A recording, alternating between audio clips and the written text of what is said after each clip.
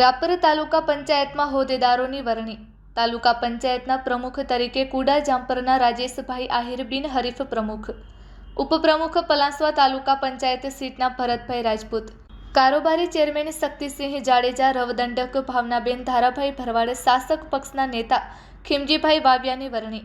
ધારાસભ્ય શ્રી વિરેન્દ્રસિંહજી બહાદુરસિંહજી જાડેજાની હાજરીમાં જાહેર થયેલ હોદ્દેદારોને મળી રહ્યા છે ઠેર ઠેરથી અભિનંદન.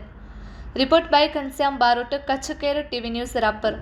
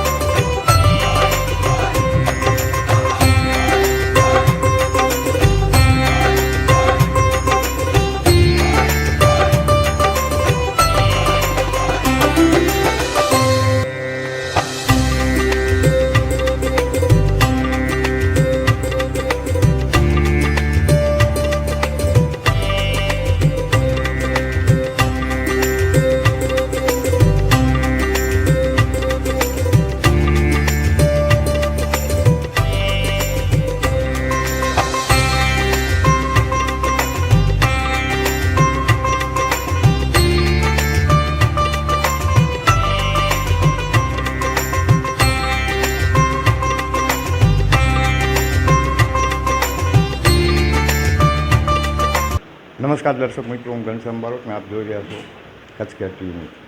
ખાસ તો બહુ લાંબા સમયથી જેની રાહ જોઈ રહ્યા હતા એવા રાપર તાલુકા પંચાયતના પ્રમુખ, ઉપપ્રમુખ, કારોબારી ચેરમેન, દંડક અને સત્તાપક્ષના નેતાઓની આમ તો ઔપચારિકતા તો કાલ જ જાહેર થઈ ચૂકી હતી, પણ આજે જેને કહી શકીએ તો તાલુકામાં એક હરખનો માહોલ છે. ક્યાંક ને ક્યાંક જે તમે જોઈ શકો છો અહીંયા રાજેશભાઈ ઢીલા છે, ભરતભાઈ સોલંકી છે અને શક્તિસિંહ જાડેજા છે. ત્રણેય યુવાન છે. શક્તિસિંહને અનુભવ છે, રાજેશભાઈ યુવા મોરચાના પ્રમુખ છે અને ખાસ તો ભરતભાઈ પણ ઘણા વર્ષોથી પોતાના ગામનું નેતૃત્વ કરતા આવ્યા છે. એટલે આપણે વધુ ન કહેતા, મારી સાથે અત્યારે તાલુકા ભાજપના પ્રમુખ નશાભાઈ દિયા છે, કચ્છ જિલ્લા ભાજપના મંત્રી ઉમેશભાઈ સોની છે, પૂર્વ ઉપપ્રમુખ કાનજીભાઈ ગોયલ છે, ઘણા બધા આગેવાનો છે. પણ આપણે મળશું બધાને. એનાથી પહેલાં આપણે રાપર તાલુકા ભાજપના પ્રમુખ શ્રી નશાભાઈને મળશું. શું કહેશો નશાભાઈ? ખાસ તો તમે જેને કહી શકાય કે પ્રચંડ વિજય મેળવ્યો છે. ભારતીય જનતા પાર્ટી દ્વારા ચૂંટણીને પર્વ તરીકે ઉજવતા છે ત્યારે આપણે જોયું કે તારીખ 26/5ના રાપર તાલુકામાં 24માંથી 21 સીટ ભારતીય જનતા પાર્ટી જંગી બહુમતી જીતી, જિલ્લા પંચાયતની 5 સીટ જંગી બહુમતી જીતી. ત્યારે ભારતીય જનતા પાર્ટી દ્વારા જિલ્લાના સૌ અમારા આગેવાનો, પ્રદેશના સૌ આગેવાનો અને અમારા લોકપ્રિય ધારાસભ્ય વિરેન્દ્રસિંહભાઈ જાડેજાની આગેવાની નીચે તારીખ 22ના રોજ તાલુકા પંચાયતના પ્રમુખ તરીકે રાજેશભાઈ ઢીલાની વરણી કરી, ઉપપ્રમુખ તરીકે ભરતભાઈ સોલંકી અને કારોબારી ચેરમેન તરીકે શક્તિસિંહભાઈ જાડેજા અને દંડક ભાવનાબેન ભરવાડ અને સત્તાપક્ષના નેતા તરીકે ખીમજીભાઈ વાવિયાની નિમણૂક કરી છે. તે આજે તાલુકા પંચાયતની સામાન્ય સભામાં સૌ સભ્યો સાથે મળી અને ભારતીય જનતા પાર્ટીના આગેવાનોની સૌ સર્વમતિથી એમને આજે પદ ગ્રહણ કરવા આવ્યું. પ્રમુખને મળી એના પહેલાં ઘણા બધા આગેવાનો છે. કચ્છ જિલ્લા ભાજપના મંત્રી છે ઉમેશભાઈ. ખાસ તો તમે જ્યારે ગાંધીધામના ઇન્ચાર્જ હતા લગભગ પણ ઘણી જગ્યાએ મેં તમને રાપરમાં જેમ કે ગાગોદાર જોયા છે પ્રચારમાં. શું કહેશો આ પ્રસંગે?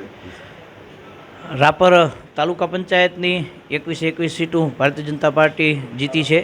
એમાં ભારતીય જનતા પાર્ટીના કરેલા વિકાસના કામો અને છેલ્લા 3 વર્ષથી ધારાસભ્યશ્રીના કરેલા વિકાસના કામોના આધાર ઉપર પ્રજાએ અમને મત આપ્યા છે. પ્રજાએ અમારા ઉપર વિશ્વાસ મૂક્યો છે.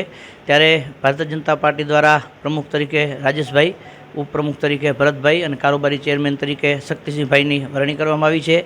અમને વિશ્વાસ છે કે અમારી આખી ટીમ રાપર તાલુકાના વિકાસમાં ધારાસભ્યશ્રીના માર્ગદર્શન હેઠળ ખૂબ વિકાસના કામો કરશે અને પ્રજાએ જે અમારા ઉપર વિશ્વાસ મૂક્યો છે એને અમે સાર્થક કરશું અને રાપર તાલુકાને વિકાસની આગળ લઈ જશું.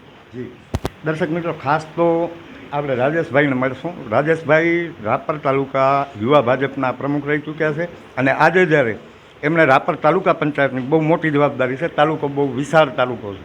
કચ્છ જિલ્લાના જો 2 મોટા તાલુકા હોય તો એક અબડાસા અને તે પછી જો આપણે કોઈનું નામ લેવું હોય તો એમાં રાપર આવે.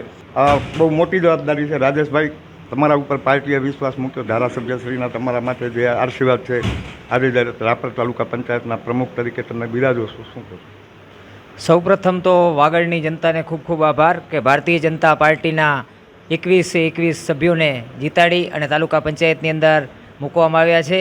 અને સૌપ્રથમ અમારી પાસે ભારતીય જનતા પાર્ટીના આદરણીય પ્રધાનમંત્રી નરેન્દ્ર મોદી હોય કે ગુજરાતના મુખ્યમંત્રી ભૂપેન્દ્રભાઈ પટેલ હોય, એવી જ રીતના રાપર વિધાનસભાના લોકપ્રિય ધારાસભ્ય આદરણીય વિરેન્દ્રસિંહ જાડેજા હોય કે અમારા સંગઠનના સૌ હોદ્દેદારો હોય કે પૂર્વ તાલુકા પંચાયતના પ્રમુખ આપણા કાનજીભાઈ હોય, એ બધાની આગેવાની હેઠળ અને એમના માર્ગદર્શન હેઠળ રાપર તાલુકા પંચાયતની અંદર આજે જ્યારે પ્રમુખ પદ સંભાળવાનું મળ્યું છે ત્યારે રાપરની જનતાને અમારી યુવા ટીમ વતી અમે આશ્વાસન આપીએ છીએ કે આવનારા સમયની અંદર જેવી રીતના વાગડની વણથંભી વિકાસ યાત્રા ચાલુ છે તેવી જ રીતે અવિરતપણે વિકાસના કાર્યો થતા રહેશે. દર્શક મિત્રો, ખાસ તો ભરતભાઈને શક્તિસિંહ મળી એના પહેલાં જેમણે ખૂબ મહેનત કરી છે, પછી એ ભીમાસર જિલ્લા પંચાયત હોય કે ગાગોદર જિલ્લા પંચાયત હોય, રવ જિલ્લા પંચાયત હોય કે ફતેહગઢ જિલ્લા પંચાયત હોય, જેને કહેવાય કે મેં સતત જેને જોડતા જોયા છે એવા કાનજીભાઈ ગોહિલ મારી સાથે. શું કહેવું કાનજીભાઈ? સૌને નમસ્કાર.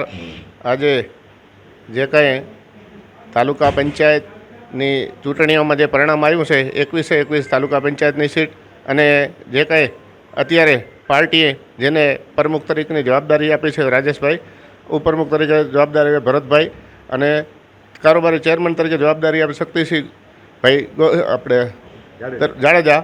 એટલે અમને પણ આ પ્રજાને જે કંઈ અમને વિશ્વાસ છે કે આ બધા વ્યવસ્થિત જવાબદાર માણસો છે અને પ્રજાના ખૂબ સારા તાલુકા પંચાયતમાં વહીવટ કરશે અને અમે પણ એમની સાથે છીએ અને ખૂબ ખૂબ એમને અભિનંદન કે આ તાલુકા પંચાયત વ્યવસ્થિત હાલવે એવી અમે શુભેચ્છા અને અભિનંદન આપીએ છીએ. શું કહેશો ભરતભાઈ? સૌપ્રથમ તો હું આજરોજ આ સામાન્ય સભામાં મને ઉપપ્રમુખ તરીકે ભારતીય જનતા પાર્ટીએ આવડી મોટી જવાબદારી આપી તથા આપણા લોકલાડીના ધારાસભ્ય શ્રી વિરેન્દ્રસિંહ જાડેજા સાહેબે જે અમને આ મોટી પાગ આપ્યો છે એ બદલ અમે આ નિષ્ઠાથી નિભાવશું અને વિકાસના કાર્યો કરતા રહીશું. રમેશ શક્તિસિંહભાઈ, મેં ક્યારે બોલતા સાંભળ્યા નથી, આજે પ્રયોગ કરીને શું કહેશો? સૌપ્રથમ રાપર વિધાનસભાના ધારાસભ્ય શ્રી વિરેન્દ્રસિંહ જાડેજા અને ભારતીય જનતા પાર્ટીનો હું હૃદયપૂર્વક આભાર માનું છું કે મને આ પદ આપવા બદલ. તો દર્શક મિત્રો, નવનિયુક્ત પ્રમુખ, ઉપપ્રમુખ, કારોબારી ચેરમેન, દંડક, સત્તાપક્ષના નેતા બધા શિક્ષિત છે, ક્યાંક ને ક્યાંક યુવાન છે, તાલુકાના દરેક પ્રશ્નોથી વાકેફ છે. ને એમના ઉપર જે છે એ એટલે કે રાપર તાલુકાના સુકાની, અને હું તો ચોક્કસપણે એવું કહી શકું કે વિકાસ પુરુષ એવા વિરેન્દ્રસિંહ જાડેજાની સીધું માર્ગદર્શન જે આ મળતું રહેતું હોય એટલે આપણે ચોક્કસપણે આશા રાખી શકીએ કે રાપર તાલુકો જે વિકાસની એક હલનફાળ ભરી રહ્યો છે એમાં બધા હોદ્દેદારો સહભાગી બને. Ghanshyam Barot, Kutch care TV news, Rapar, Kutch.